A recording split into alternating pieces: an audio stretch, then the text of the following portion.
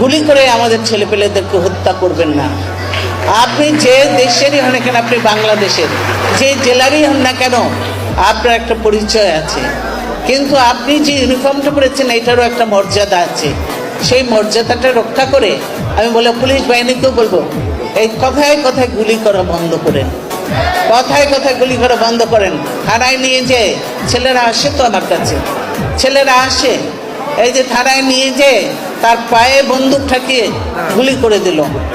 ফলে কি হলো, তার পাটা অকেজো হয়ে গেল, পাটা কেটে ফেলতে হলো, সে তো পঙ্গু হয়ে গেল সারা জীবনের জন্য। এই হলো অবস্থা। তার একটু মায়া লাগলো না? সে তো আমি বাঙালি, আমি তো বাঙালি, আমি কেমন করে আমার দেশের মানুষকে খুন করি? নাকি এরা বাঙালি নয় অন্য কেউ? সেটাও আমাদের জানা দরকার, আমাদের এটা প্রশ্ন।